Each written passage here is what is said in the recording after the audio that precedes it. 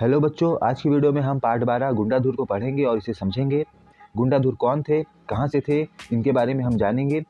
आज़ादी दिलाने में, भारत को आज़ाद करने में इन्होंने क्या योगदान दिया उसे भी हम जानेंगे।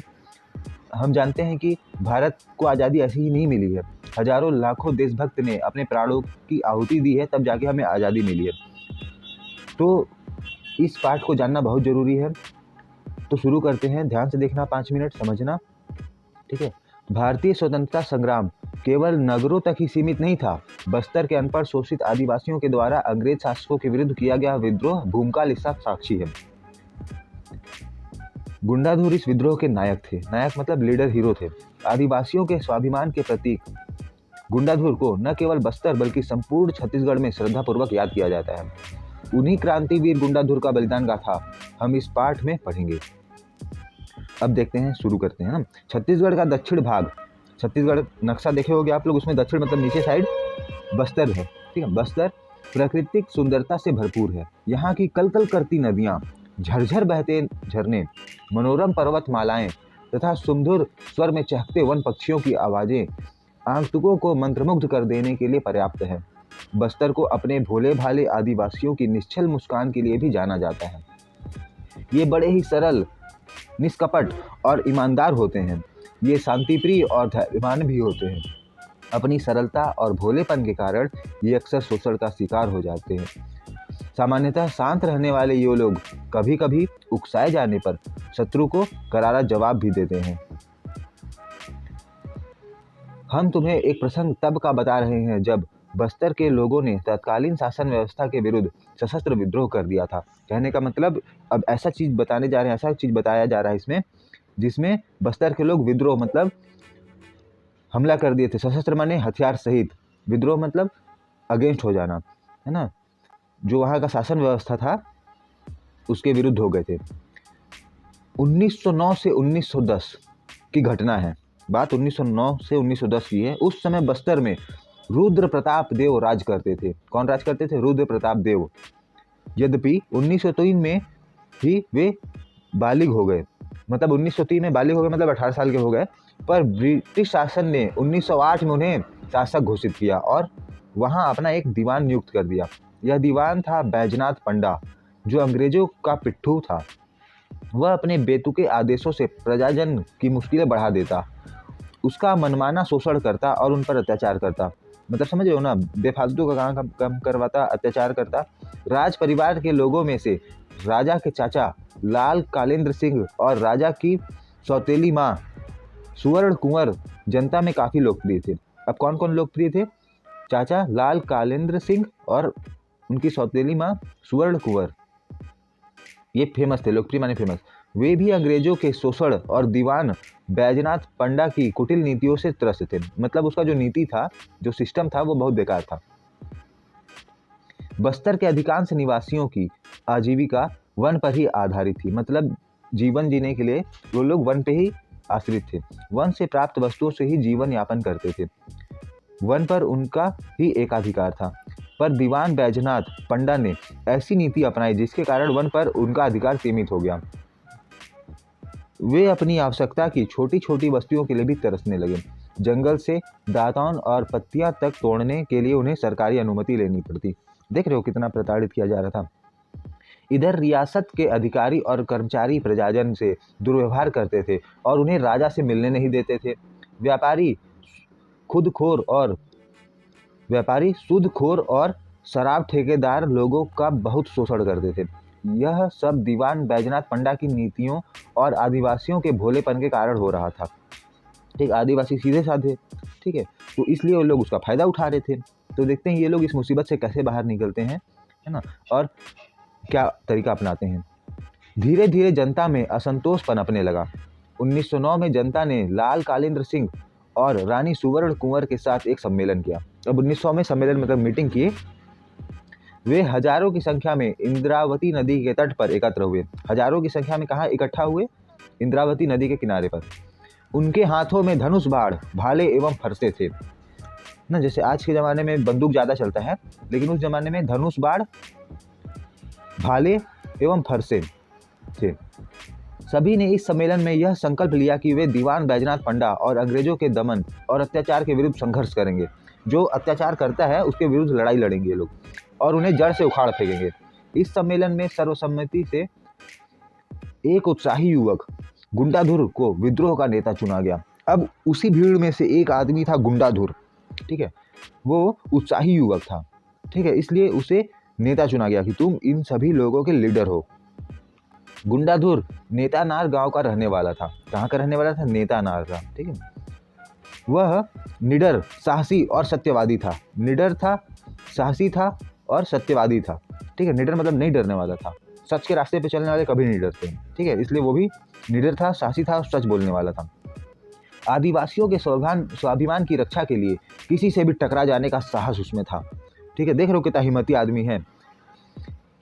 गुंडाधुर के नेतृत्व संभालते ही विद्रोह के कार्यक्रम की रूपरेखा बनाई। रूपरेखा मतलब प्लानिंग किया गया कि ऐसे ऐसे करेंगे, ये काम करेंगे। इस विद्रोह को स्थानीय बोली में भूमकाल कहा गया, है ना। अब इसका नाम जो विद्रोह था उसको क्या बोला गया? भूमकाल, ठीक है। इस विद्रोह का संदेश आम की टहनियों में मिर्च बांधकर गांव-गांव में भेजा जाता था। आम की टहनियों मतलब आम का जो रंगाल है उसमें मिर्चा बांध के गांव-गांव में भेजा जाता था। स्थानीय लोग इसे डारा मिरी कहते थे। गांव-गांव में लोग इस डारा मिरी का बड़े उत्साह से स्वागत करते, है ना, कि चलो भाई हमारे फायदे के लिए, हमारे हक के लिए लड़ा जा रहा है, तो इसलिए उसका स्वागत करते थे। गुंडाधुर की संगठन क्षमता अद्भुत थी। कुछ ही दिनों में हजारों बस्तरवासी इस भूमकाल आंदोलन से जुड़ गए। अब भाई अच्छा काम होगा, है ना, कोई हमारे ऊपर अत्याचार करेगा तो उसके लड़ाई में तो हम सबको शामिल होना चाहिए। तो ऐसे ही गुंडाधुर के साथ सपोर्ट में बहुत सारे लोग, हजारों लोग गुंडाधुर के साथ हो गए। गुंडाधुर ने अंग्रेजों, शोषक, व्यापारियों, सूदखोरों, सरकार के पिट्ठू अधिकारियों, कर्मचारियों को सबक सिखाने की रूपरेखा बनाई। अब वो प्लानिंग कर लिया कि कैसे सबक सिखाना है। गुंडाधुर की योजना के अंतर्गत अंग्रेजों के संचार साधनों को नष्ट करना। संचार साधनों मतलब जैसे वो लोग कांटेक्ट करते हैं, एक दूसरे से बात करते हैं, उसको पहले नष्ट करना होगा। सड़कों पर बाधाएं खड़ी करना, रोड जो है उस पर बैरियर लगाना होगा, मतलब एक जगह से दूसरी जगह तक वो लोग जल्दी से ना जा पाएँ। थाने एवं अन्य सरकारी कार्यालयों को लूटना और उनमें आग लगाना शामिल थे, ठीक है। अंग्रेजों का जो चीज़ था उसको बर्बाद करना, तोड़ना, नष्ट करना, ये लोग का प्लानिंग था अभी, ठीक है। 2 फरवरी 1910 को सबसे पहले बस्तर में इस ऐतिहासिक भूमकाल की शुरुआत हुई। कब शुरुआत हुआ? 2 फरवरी 1910 को। बस्तर का पुसवाल बाजार सबसे पहले लूटा गया। अब लूट लिए बाजार को, है ना। एक भूचाल सा आ गया, पुलिस थाने लूटे गए। बताओ, पुलिस स्टेशन को ही लूट लिए, है ना। देख रहे गुंडाधुर का पावर। शोषकों को मारा गया और जंगल विभाग के कार्यालय नष्ट कर दिए गए।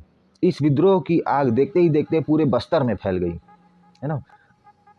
राजा ने इस विद्रोह की सूचना अंग्रेजों को दे दी। अंग्रेज सरकार ने इस विद्रोह को कुचलने के लिए मेजर जनरल गेयर तथा डिब्रे को 500 सशस्त्र सैनिकों के साथ बस्तर भेजा। और 500 सैनिक को भेज दिया गया कि देखो भैया हमला हो गया है, आक्रमण कर दिए हैं, लूटपाट शुरू कर दिए हैं, अंग्रेजों के सैनिक को भेजो जल्दी से। अब अंग्रेज के सैनिक आ गए। क्रांतिकारियों ने अंग्रेज सैनिकों को घेर लिया। अब जो क्रांतिकारी थे, मतलब गुंडाधुर और उसके साथी, वो लोग अंग्रेज सैनिकों को भी घेर लिए। एक तरफ धनुष, बाण, भालों और फरसों से लैस भूमकालिए थे, तो दूसरी ओर अंग्रेज और उनके बंदूकधारी सैनिक। अब यहाँ पे टक्कर कैसा हो रहा था? जो गुंडाधुर और उनके साथी थे एक तरफ, उनके पास तलवार उलवार था, और जो सैनिक थे, है ना, अंग्रेज वर्सेस गुंडाधुर, जिसे गुंडाधुर अंग्रेज से अंग्रेज, इनके पास बंदूक था और इनके पास तलवार था, ठीक है। लेकिन फिर भी ये लोग सैनिकों को घेर लिए।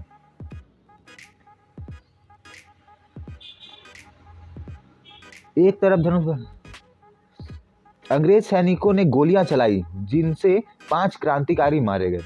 अब अंग्रेज के पास तो बंदूक था तो गोली मार दिए, 5 लोग मर भी गए, पर विद्रोह अन्य स्थानों पर भी फैल गए। गुंडाधुर और उसके सहयोगी लाल कालेंद्र सिंह, रानी सुवर्ण कुंवर, बाला प्रसाद नरसिंह तथा दुलार सिंह विद्रोह की आग को हवा दे रहे थे। वे क्रांतिकारियों की प्रेरणा स्रोत थे, मोटिवेट कर रहे थे, है ना। मोटिवेशन बहुत ज़रूरी होता है कि हमें बुराई के विरुद्ध लड़ना है। डोंगर गांव अलनार तथा अन्य कई स्थानों पर चली इस तरह की मुठभेड़ों में लगभग 500 क्रांतिकारी मारे गए।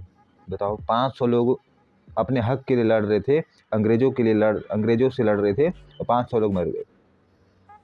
एक बार स्थित, ये देखो यहाँ पे ये लोग गुंडाधुर के साथी लोग हैं, तीर भाला है लोगों के पास, और ये लोगों के पास तीर भाला भी है, सब कुछ है, बंदूक भी है। ठीक है, एक बार स्थिति यहाँ तक पहुंची कि सैकड़ों साथियों के साथ गुंडाधुर ने मेजर गेयर को घेर लिया। वह आत्मसमर्पण के लिए भी तैयार हो गया। अब गुंडाधुर ने किसको घेर लिया? मेजर गेयर को, बहुत सारे सैकड़ों साथियों के साथ। वह आत्मसमर्पण के लिए भी तैयार हो गया, मतलब सरेंडर कर दिया, अपने आप को हवाले कर दिया कि ठीक है भैया, मैं आपके अपने हवाले कर रहा हूँ, मैं अपने आप को आपके हवाले कर रहा हूँ। नहीं तो गुंडाधुर का यहाँ पे जीत हो रहा था थोड़ा थोड़ा।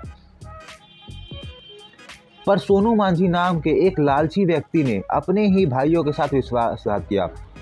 अब एक सोनू मांझी नाम का एक लालची व्यक्ति थे, है ना, वो विश्वासघात कर दिया, धोखा दे दिया।